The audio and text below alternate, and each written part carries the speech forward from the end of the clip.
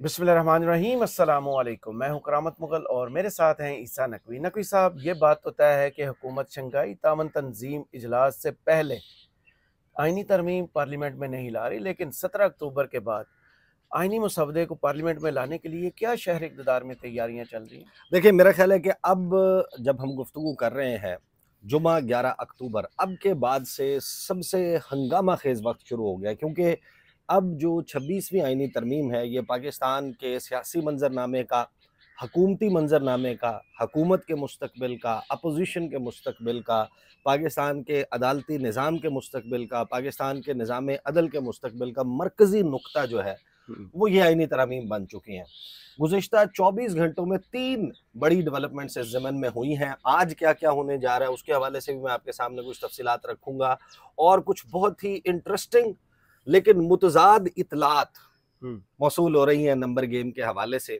उसमें अब एक बड़ी फ़ेयर पॉसिबिलिटी नज़र आती है कि ब्लफ़ हो रहा है। सही। अब कौन किसको ब्लफ़ कर रहा है, कौन किसका ब्लफ़ कॉल कर सकता है, ये it's a matter of time. अभी आप सही। इसके ऊपर एक अच्छा गेस वर्क भी करने की पोज़ीशन में नहीं है। राइट। तो तरतीब इस तरीके से है कि एक तो आज जो है वो हाई कोर्ट्स में हलचल होनी है। सही। मुख्तलिफ हाई कोर्ट्स में ये मामला जो है वो अब जा चुका है और आज मुस्तफ़ा नवाज़ खोखर की जो दरख्वास्त है, वो दरख्वास्त पार्लियामेंट को कोई डायरेक्शन देने की नहीं है। वो ये नहीं इस्तदा की गई इस्लामाबाद हाई कोर्ट से आमिर फ़ारूक साहब से कि आप जो है वो पार्लियामेंट को रोक दें आइनी तरमीम लाने से, क्योंकि ये सॉवरेन राइट है किसी भी सियासी जमात का कि वो आइन साज़ी के लिए, कानून साज़ी के लिए ख़ास तौर पे गवर्नमेंट जो है वो ऑलवेज़ दे कैन अटेम्प्ट। सही। तो वहाँ पर मसला जो है वो बड़ा दिलचस्प है। वो इस्तदा ये है कि आप हमें ये बताएँ कि जो आइनी तरमीम ला रहे हैं उसका मुसव्वदा है क्या? सही। उसमें क्या चीज़ें मौजूद हैं? 8 हफ्ते के लिए उनको पब्लिक करके पब्लिक की आरा जो है वो उस पे ली जाए। एक तो आज उसकी समाअत होनी है, फिर पेशावर हाई कोर्ट के ऊपर आप नज़र रखें, दीगर हाई कोर्ट्स के ऊपर ये मामला जो है वो मौजूद है। लेकिन साथ में जो बिलावल ने कॉल ऑन किया है ना अपने सियासी उस्ताद मियां मोहम्मद नवाज शरीफ पे, दैट इज़ वेरी इंटरेस्टिंग और उसकी जो खबर है मैं हैरान हूँ।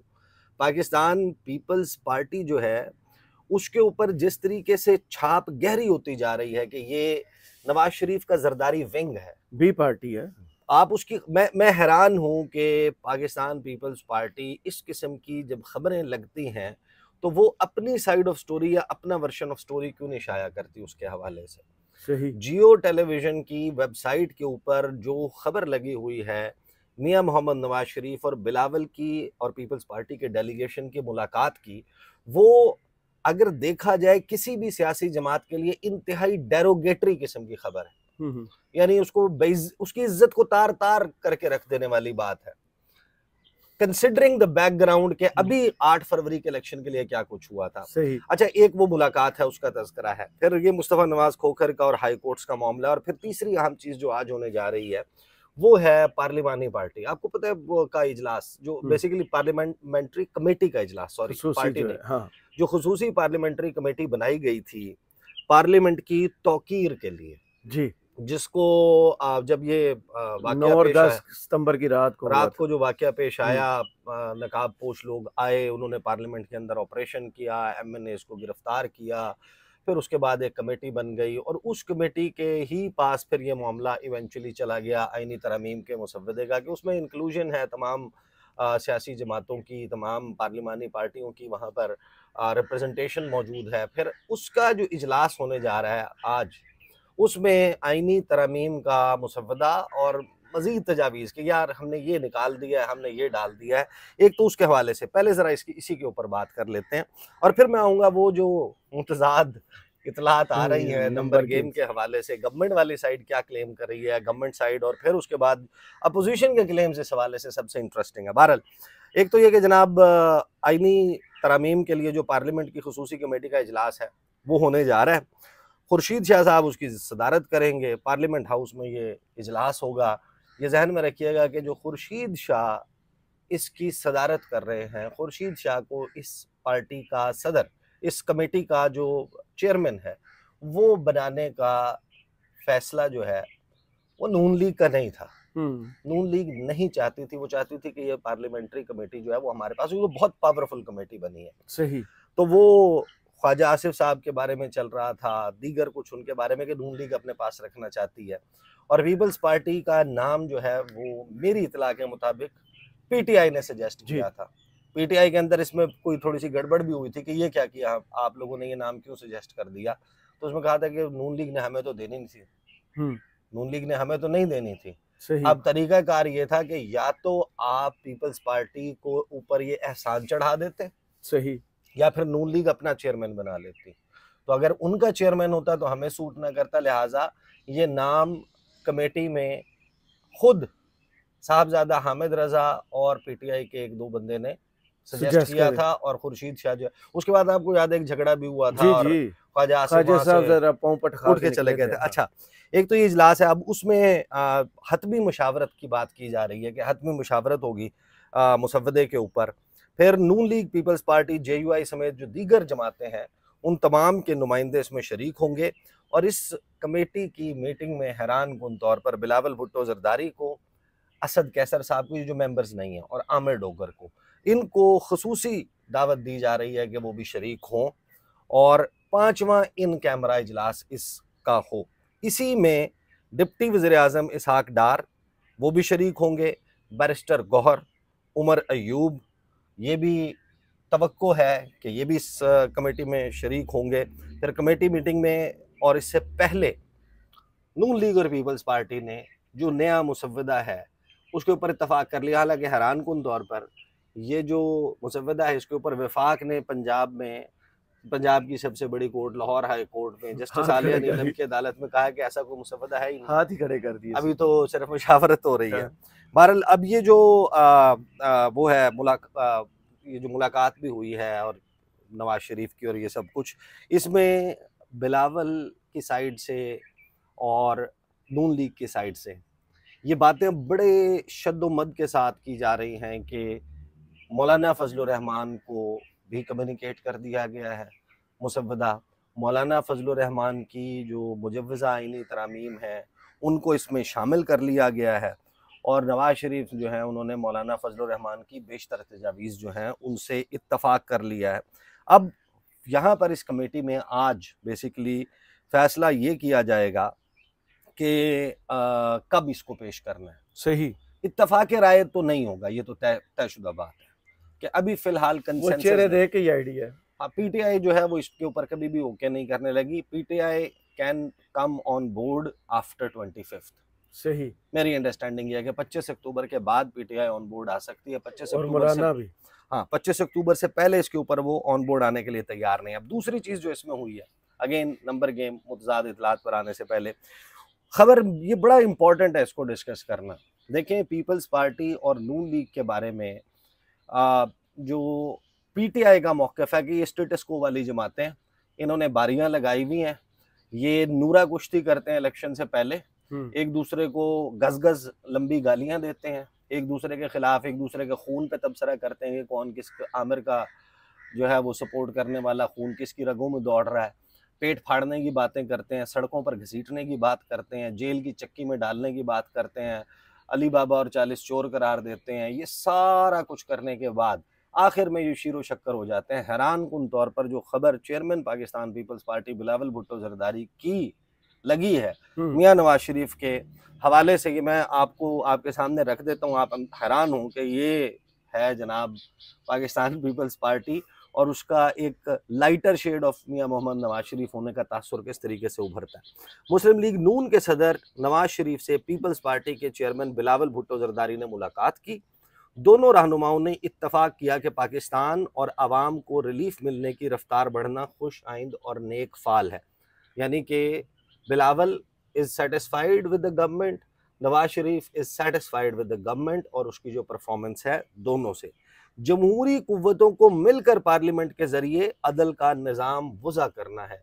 यानी अदलिया का जो नए खद्दोखाल हैं वो कहते हैं कि हमने मिलकर तय करने हैं, और आपको पता है कि ये बात ज़बान ज़द आम है कि अदलिया एक ऐसी अदलिया बनानी है कि जो हमारे मातहत या हमारे खिलाफ फैसले जो है उसका रिमोट कंट्रोल हमारे हाथ। नवाज शरीफ ने कहा कि मिसाक जमहूरियत से मुल्क में जमहूरियत को इस्तेहकाम मिला, तमाम जमहूरी कुव्वतों को मिलकर पार्लियामेंट के जरिए अदल का निज़ाम वज़ा करना है ताकि कोई भी जमहूरी निज़ाम को जब चाहे पटरी से ना उतार सके। नवाज शरीफ का कहना था कि मिसाक जमहूरियत के नतीजे में धरने, इंतशार, खलफशार और जलगार की सियासत करने वाली गैर जमहूरी कुव्वतों का तमाम सियासी जमातों ने मिलकर मुकाबला किया है। फिर आगे इसकी जैली सुर्खी है इस खबर की कि नवाज शरीफ की बिलावल को शाबाश, सियासी किरदार को सराहा। यानी किसी भी पार्टी का चेयरमैन जो है वो क्या ये बात छोटा बच्चा वो कर सकता है कि हेडमास्टर से आपने शाबाशी ली है सियासी अतालीक से, अपने उस्ताद से शाबाश ली है। हालांकि बिलावल के जो सियासी अतालीक हैं वो जरदारी साहब हैं जी। अब उनके जाहिर है कि Bilawal did not get that chance कि वो अपनी वालदा के जेर तरबियत होते हैं। तो जाहिर है कि बहुत सारे लोगों का ख्याल है कि he could be a different person जी, लेकिन क्योंकि वो जरदारी साहब के साए में पले हैं तो उनकी सियासत के ऊपर छाप जो है वो आसिफ अली जरदारी की ज्यादा है, अपने नाना की और अपनी वालदा की कम। उन्होंने काफी अपनी जिंदगी में बेनजीर ने अपने बच्चों को सियासत से दूर रखा। तो नवाज शरीफ ने बिलावल भुट्टो के सियासी किरदार को सराहा और शाबाश दी। उनका कहना था कि सियासी रवादारी, इखलाक, आईन कानून और पार्लिमान की बालादस्ती के लिए हम एक हैं। 18वीं तरमीम ने इदारों को मजबूत किया था। बिलावल का कहना था कि बेनज़ीर भुट्टो शहीद और नवाज शरीफ ने मिसाक जमहूरियत से मुल्क को आगे बढ़ाने का तारीखी कदम उठाया। मिसाक जमहूरियत के तारीखी कदम के सफ़र को आगे बढ़ाने की ज़रूरत है। बिलावल ने नवाज शरीफ से कहा कि मैं आपके सियासी विजन, सोच और तजुर्बे की बहुत कदर करता हूँ। माशाल्लाह, ये वही है वो फरमाबरदार है। वो वही है जो तीर हाथ में उठा के कर दे कि इस तीर से मैंने शेर का शिकार करना है। मुल्क और कौम को आपके सियासी तजुर्बे की जरूरत है। तो ये बिलावल को फिर ये भी करना चाहिए था कि शहबाज शरीफ को वोट देने के बजाय वहां पर वोट चलाएं कि इतना बेहतरीन सियासी विजन है, इतना जबरदस्त सियासी तजुर्बा है, तो जो शाबाश भी देता है, तो जो शाबाश भी देते हैं तो उनके लिए कोई कैंपेन चला लें कि मियां मोहम्मद नवाज शरीफ को जो है वो पाकिस्तान का वजीर आजम होना चाहिए। मियां साहब की भी ख्वाहिश पूरी हो जाएगी, चौथी मरतबा वजीर आजम बनने की, एक और माइलस्टोन अचीव हो जाएगा। अब आ जाए जनाब नंबर गेम की तरफ। देखिए नंबर गेम उलझी हुई है, ब्लफ चल रहा है, हुकूमती साइड क्लेम कर रही है। अच्छा, उसमें कुछ पॉसिबिलिटीज क्रिएट हो रही हैं जिसके ऊपर हम आज सुप्रीम कोर्ट में जो प्रोसीडिंग है बल्ले के केस के रिव्यू की, इस वीडियो को रिकॉर्ड करने के फौरन बाद हम सुप्रीम कोर्ट जा रहे हैं, तो उसके बाद जाहिर है कि पहले तो उसकी प्रोसीडिंग रखनी होगी, उसके बाद वो जो दो तीन पॉसिबिलिटीज हुकूमती नंबर गेम के हवाले से चल रही हैं उसके ऊपर कुछ इतला है, कुछ मजीद उस पर इकट्ठा करके आपके सामने रखेंगे। लेकिन जो नंबर गेम है उसमें हुकूमत बड़ा क्लेम कर रही है कि हम बड़ी कमांडिंग पोजीशन में है। आपने देखा होगा एक बड़ा क्लिप वायरल भी हुआ है अंसार अब्बासी साहब का। अंसार अब्बासी साहब ने पहले ये कहा था कि जनाब नंबर पूरा नहीं है, मौलाना को मिला भी लें 7 बंदे चाहिए जनाब, कम हो रहे हैं। जो कौमी असम्बली है को 4-5 सेनेटर्स जो हैं वो कम हो रहे हैं सेनेट ऑफ पाकिस्तान में, तो नंबर पूरा नहीं है। लेकिन फिर उसके बाद उन्होंने हवाला दिया कि एक इंतहाई अहम शख्सियत ने उन्हें कॉल की, तो उन्होंने बताया कि नंबर गेम हमारे कंट्रोल में है और सिर्फ ऐसा नहीं है कि 2/3, हमारी 2/3 से बहुत ऊपर जो है वो नंबर हमारे पास मौजूद होगा। लेकिन जो पाकिस्तान तहरीक इंसाफ है, तहरीक इंसाफ का एक तो मैंने इंटरव्यू किया था, आपको याद होगा, आप भी वहीं पे मौजूद थे, साहबजादा हामिद रजा, उन्होंने कहा कि ख्वाजा आसिफ कुछ कहें कि वो अपने बंदों की फिक्र करें, हमारे बंदों को छोड़ें, हमारे पास अपना नंबर इंटैक्ट है, अपने बंदे गिन लें। उन्होंने कहा हमारे 7 बंदे अगवा हुए थे 14-15 सितंबर के वक्त, लेकिन एक अजीबो गरीब काम ये हुआ कि इन 7 बंदों को छोड़ दिया गया। हम वो 7 बंदे भी सिक्योर कर चुके हैं और उनकी फैमिलीज को भी उनके साथ शिफ्ट कर चुके हैं खैबर पख्तूनख्वा। तहरीक इंसाफ अब अंदर से जो चीज़ें बता रही है कि हर वो मुमकिन शख्स जो कि उस MNA की या सेनेटर की चाबी हो सकती है, सही, मतलब किसी का बच्चा उसको बच्चे से बड़ा प्यार है, किसी का भाई है, किसी के घर वाले हैं, तो कह रहे हैं कि हम तो उनको घर वालों के साथ शिफ्ट कर चुके हैं। इसीलिए तो प्रॉपर्टीज गिराना शुरू की ना, रेंजर हाँ में एक पहला स्टेप हो चुका। तो वो ये क्लेम कर रहे हैं PTI वाले कि हमने तो जनाब अपनी नंबर गेम जो है, अपनी नंबर गेम, देखिए एक बात ध्यान में रखिएगा कि इसमें अपोजिशन का कोई किरदार नहीं, उन्होंने नंबर पूरे नहीं करने, उन्होंने नोज लॉबी नहीं भरनी जी, उन्होंने सिर्फ खाली छोड़ना है। हाँ, उन्होंने ये मेक श्योर करना है कि हुकूमत का नंबर पूरा ना हो, नंबर पूरा करने की टेंशन है हुकूमत की जी। उन्होंने 2/3 अक्सरियत जो है गिवन हाउस की नहीं, टोटल नंबर की। वो उन्होंने इंश्योर करनी है। 336 का 2/3 बनता है कौमी असम्बली में 224, और सेनेट ऑफ पाकिस्तान में बनता है 64। सही। 64 नंबर पूरा करना है सेनेट ऑफ पाकिस्तान में, 224 पूरा करना है पार्लियामेंट में। तो the only thing that PTI has to make sure कि उनके एमएनएज और सेनेटर्स जो इमरान खान की तस्वीर के ऊपर जीत कर आए हैं, वो पार्लियामेंट में अचानक से कहीं से नमूदार ना हो, आईएस की लॉबी में ना आए और आईनी तरमीम के लिए हुकूमत के पास नंबर पूरा ना हो।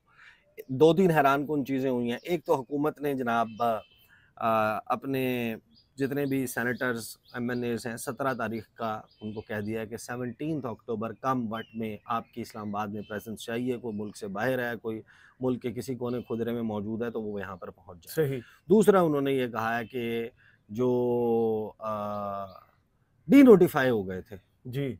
वो भी पहुँच जाए, वो भी पहुँच जाएँ। ये फिर अभी इसकी तफसील हम रखेंगे बाद में, लेकिन ये भी एक बड़ी दिलचस्प पहलू जो है वो बड़ी चाल है। तो वो भी पहुँच जाएँ। तो हुकूमत एक तरफ से ये कर रही है।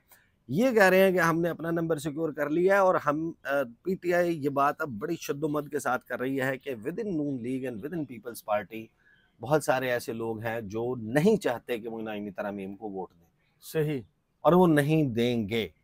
अब ये क्लेम ऐसा है जिसको टाइम टेस्ट करेगा। अभी आपके पास इसका कोई लिटमस टेस्ट मौजूद नहीं है कि हाँ ऐसा कुछ है।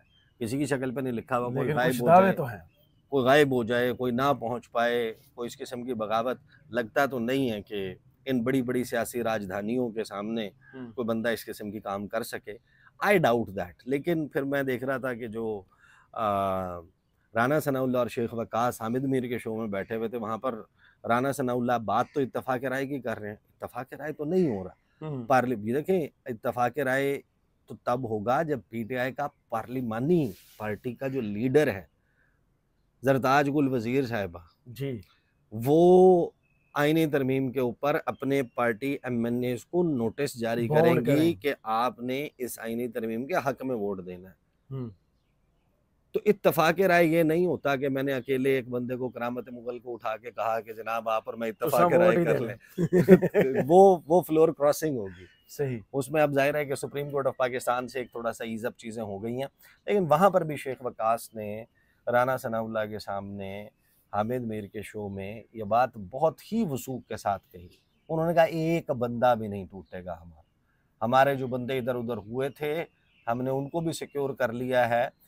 रियाज फतेहाना के नाम के हवाले के साथ हवाला देते हुए उन्होंने कहा कि वो भी नहीं टूटता।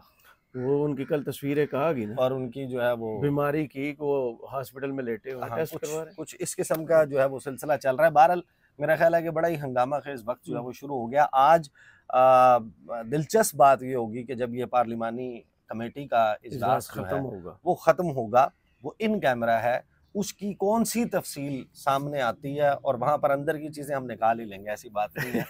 वहां पे क्या होता है अंदर, उससे भी हमारा तो होता है लोगों की, उससे भी आपको पता चल जाएगा कि क्या जो है वो डायरेक्शन 17 से 22 के दरमियान बन सकती है। बहुत शुक्रिया ईसा नकवी आपके तज्जिए का। कमेंट्स बॉक्स में जरूर बताइएगा वीडियो आपको कैसी लगी। इजाजत दीजिए, अल्लाह हाफिज।